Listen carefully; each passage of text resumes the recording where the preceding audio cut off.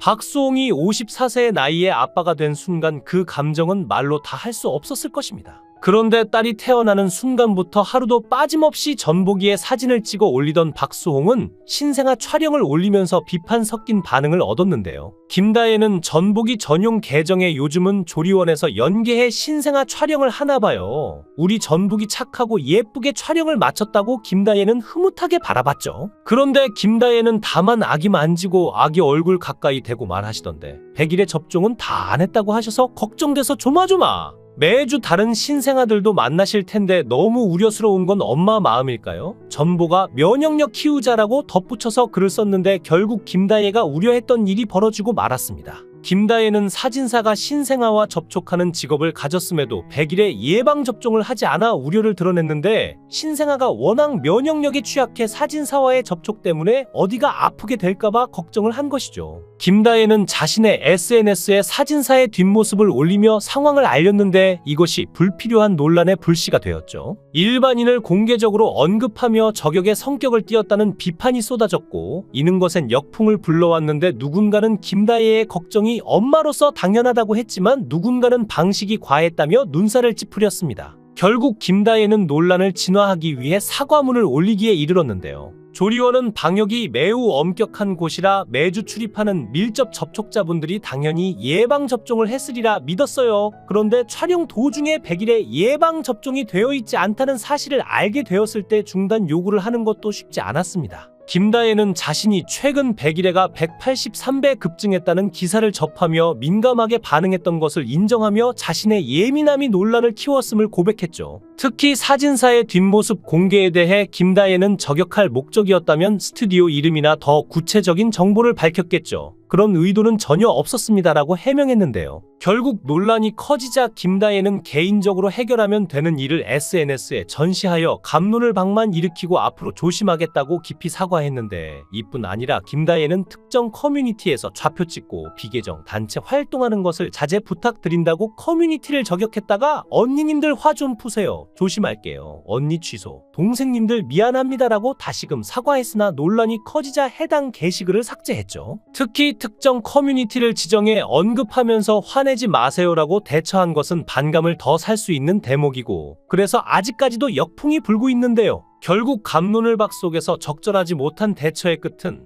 사과와 삭제 엔딩으로 끝이 난 모습인데 시험관 시술 끝에 어렵게 임신의 딸을 출산한 김다혜인 만큼 딸을 아끼는 마음이 남다르겠죠. 이번에 글을 올리면서 일각에선 유난이라는 반응을 보이면서 거부 반응을 보였는데 그동안 쌓아왔던 이미지와 응원의 목소리를 깎아먹은 셈이 되었습니다. 그러나 김다혜가 전보기를 어렵게 얻은 만큼 사진사의 100일의 예방접종을 걱정하는 건 그리 이상한 일이 아니었는데요. 애초에 박수홍은 가족과의 갈등으로 인한 엄청난 스트레스로 상황이 힘든 탓에 30kg이 빠지며 심한 마음고생을 했는데 이에 따라 극도로 나빠진 건강 상태로 영양실조 상태라는 진단까지 받아 남자로서 해야 할 역할을 못했고 정작 활동성이 떨어져 시험관 시술을 받게 된 것이었죠. 또 시험관은 남자보다 여자가 고통스러운 시술에 속하는데 생리 시작 3일 후 병원을 방문해 과배란을 유도하기 위해서 시술 전까지 매일 배에 호르몬 주사를 맞아야 합니다. 이런 과정에서 한 번에 아이가 생기면 좋겠지만 실패한다면 여러 번 위와 같은 과정을 반복해야 하는데요. 여기서 끝이 아닙니다. 배아 이식 후에도 계속 유산 방지를 위해 매일 호르몬 주사를 맞아야 하는데 이 주사는 근육 주사라 반드시 병원에서 맞을 수 있죠. 정말 눈물 나는 마라톤이지만 임신 가능성이 꽤 낮기 때문에 이 과정을 두세 번 심하면 10번이 넘도록 감수하는 사람들이 많은데요. 그래서 박수홍은 아내 김다혜가 정말 너무 고생한다며 이세를 위해 고통을 감내한 아내를 향한 미안함을 드러내기도 하였죠.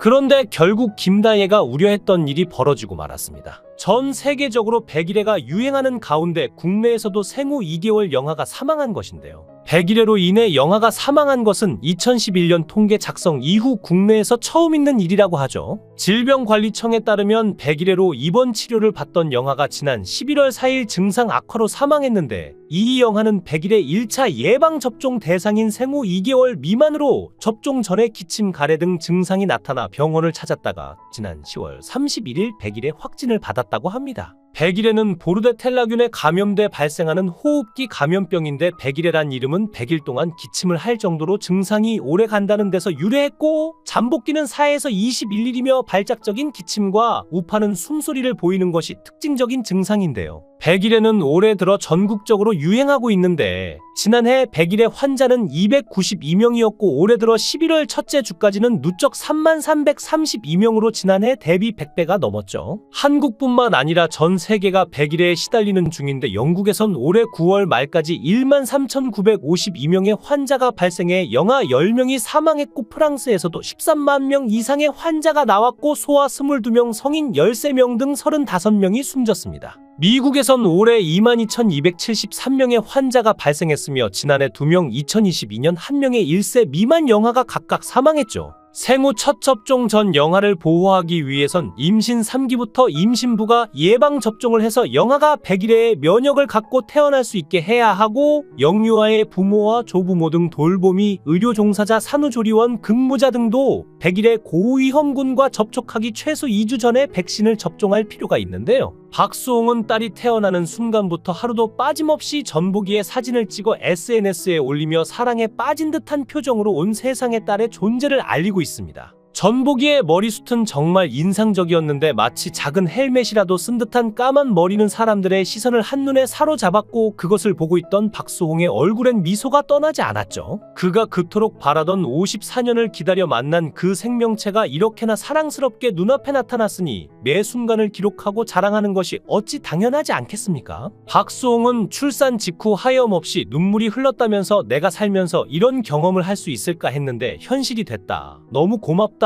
이목구비는 다혜의 씨를 닮고 입이 조금 큰 것은 나를 닮았다. 겉모습만 봐도 내 딸이 맞는 것 같다고 말했는데요. 딸의 이름을 두고 의논 중이라는 박수홍은 박예인은 어떻냐면서 박수홍의 박 김다혜의 예 그리고 박수홍과 김다혜의 아이라는 뜻으로 인을 붙여봤다. 또 예의 바른 사람으로 자라라는 뜻도 있다면서 예인아라고 몇 번 불러봤는데 움직이더라고 기뻐했죠. 박수홍은 난 정말 슈퍼맨이 돼야 한다고 운을 떼면서 남자 남편 가장이라는 단어가 예전에는 가슴에 와닿지 않았는데 지금은 내가 지켜야 되는 존재들이 생겼다. 이 세상 모든 아빠들이 그렇듯이 나도 내 사람들을 지키기 위해서 최선을 다할 거다. 한 팀이 돼서 완전한 가족으로서 서로 믿고 사랑하는 가족을 만들겠다고 다짐했는데요. 박수홍은 아내 김다혜에게도 감사의 말을 전했는데 분만실 들어가기 전까지는 미안하다는 말을 많이 했는데 이제는 미안하다는 말보다 고맙다는 얘기를 꼭 하고 싶다면서 나에게 새로운 인생, 세상 제일 큰 선물을 준 사람이다. 그동안 고생한 거 다 갚을 수 있도록 최선을 다하겠다고 말했죠. 2021년 사랑을 약속하며 인생을 함께하기로 결심한 두 사람은 2023년 3월 드디어 임신 소식을 전하게 되었으나 이 소식을 전하기까지 그들의 여정은 그야말로 눈물과 인내의 연속이었죠. 특히 임신은 그리 쉬운 일이 아니었는데 두 사람은 결혼 초기만 해도 아이는 자연스럽게 생기겠지라고 생각했지만 현실은 그들의 생각보다 훨씬 더 냉혹하게 다가왔습니다. 시간이 흐를수록 아기는 쉽게 찾아오지 않았고 그들은 고통스러운 기다림 속에서 시험관 시술을 결심하게 되는데, 김다혜는 KBS 편스토랑에 출연해 그 과정을 담담하게 고백했지만 그 고백 뒤에는 가슴 속 깊은 좌절과 고독이 숨어 있었죠. 김다혜는 결혼 1년까지는 아기를 갖는 것을 막연하게 생각했는데 막상 가지려고 노력하니 생각보다 쉽지 않더라며 고통스러운 시기를 떠올렸고 두 사람은 난임이라는 예기치 못한 현실에 맞서야 했습니다. 김다혜는 그 어려운 결정 속에서 인공수정과 시험관 시술 중 무엇이 자신에게 더 나은 선택일지 고민하면서 인공수정은 몸이 덜 힘들지만 시험관 시술은 확률이 더 높다고 하더라며 그 당시에 마음을 털어놓았죠. 사실 김다혜는 시간이 점점 지남에 따라 마음의 짐이 커졌는데 2년 가까이 기다렸고 이제는 정말 급하다는 절박한 심정에 그녀는 배란 주사를 맞기 시작했지만 마음은 항상 무겁고 조마조마했습니다. 김다혜는 시험관 시술을 앞두고도 스트레스를 너무 많이 받아서 확률이 낮을 것 같다며 눈시울을 붉히기도 했고 힘든 상황에서 불안에 사로잡히며 그녀 역시 몸과 마음이 무너져 내릴 듯한 고통 속에서 그 시간을 견뎌냈을 것입니다. 그런데도 김다혜가 버틸 수 있었던 이유 중 하나는 박수홍과의 깊은 사랑,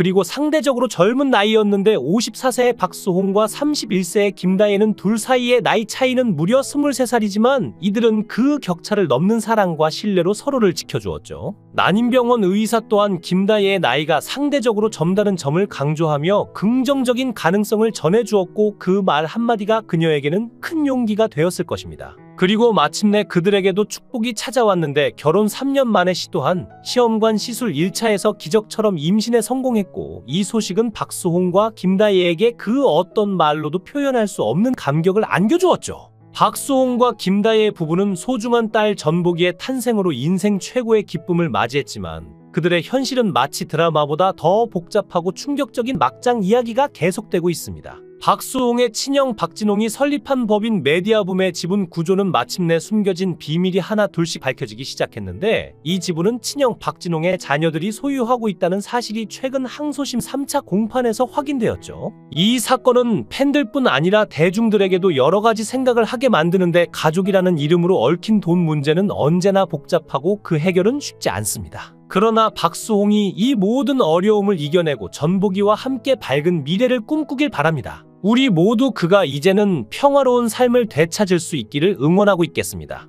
영상을 끝까지 시청해 주시고 귀한 시간 내주셔서 대단히 감사합니다.